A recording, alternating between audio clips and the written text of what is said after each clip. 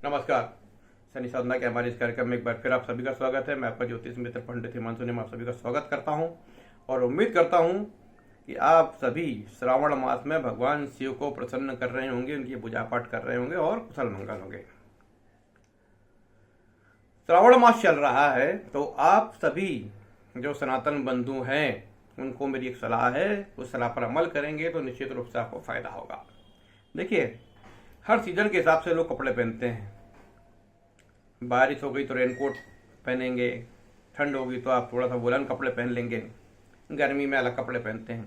इसी तरीके से पूजा पाठ और अनुष्ठान के लिए श्रावण मास सबसे बेस्ट मास है पूरे साल भर में।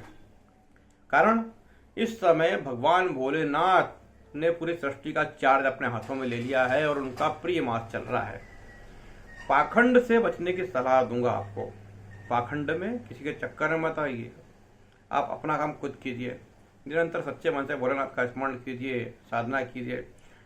दूसरी बात, कोई विद्वान ब्राह्मण हो, अच्छे ब्राह्मण हो, सभी ब्राह्मण अच्छे होते हैं, विद्वान ब्राह्मण होते हैं, आप जिनका आपसे लगाव है, जो आपके लिए सोचते हैं, उनको भी कुछ पूजन पाठ दीजिए।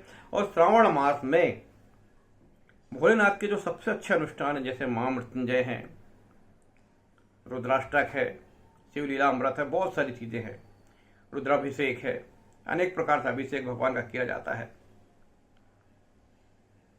भगवान भैरवनाथ की पूजा है, काल सर्प योग है, पितृदोष की पूजा है। देखिए, जो आपके पितृ होते हैं वो पितृ जो है वो चंद्रलोक में रहते हैं और वहां पर यदि आप उनको चावल का पिंडदान करते हैं और जलों का दल का तर्पण करते हैं तो पितृ लोग बड़े प्रसन्न हो जाते हैं। और भगवान भोलेनाथ जल के अधिष्ठाता देवता है, यानी जहां जहां पानी है वहां वहां भोलेनाथ हैं। और भगवान भोलेनाथ जल से ही प्रसन्न होते हैं, उनको शीतलता चाहिए, ठंडक चाहिए।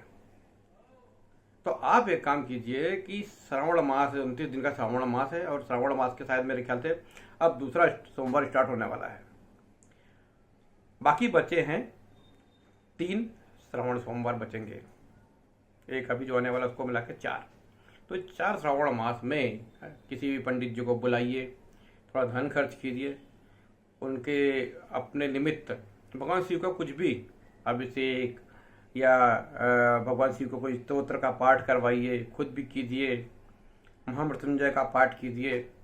तो ये जो आप करेंगे इसका फल आपको साल भर में बहुत शानदार मिलने वाला है और इससे आपके घर में जो बीमारी है, जो कर्ज है, जो दरिद्रता है, उसका नाश होगा।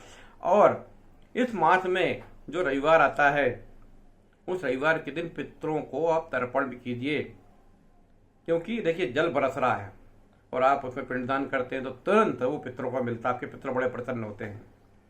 वो पितर चंद्रलोक में रहते हैं और चंद्रमा भगवान शिव पर आश्रित है, समझ लीजिए मेरी बात। तो इस श्रावण मास में किया गया काल सर्प योग का निवारण, पितृदोष का निवारण और महामृत्युंजय आपकी किसी बीमारी का निवारण, कर्ज का निवारण, ये सारी चीजों का निवारण, राहु की शांति, शनि की शांति, जो सबसे क्रूर ग्रह हैं, शनि मंगल राहु केतु, और भगवान सूर्य भी है, मंगल भी है, सब तो सारे ग्रह भगवान शिव की आराधना से बड़े प्रसन्न होते हैं। तो पंचांग कर्म करवाइए, अपने कुल देवी कुल देवता का नाम लीजिए, अपने पितरों का तर्पण करवाइए, पितरों का नाम लीजिए और भगवान शिव के निमित्त कुछ भी, बहुत सारे पाठ है वो करवा सकते हैं। तो इससे आपको इस मास में वो फल मिलेगा जो आपको बाकी के 11 महीनों में नहीं मिलता। आप खुद भी कीजिए, 1 महीना पूरा निरंतर भगवान शिव का जप कीजिए, मानसिक जप कीजिए, ज्यादा कर्म कांड दिखावा मत कीजिए, क्योंकि कोई देखने वाला, जो देखने वाला है जिसके लिए आप कर रहे हैं, वो तो जगत हर जगह व्याप्त है। आप कहीं भी करेंगे देख लेगा।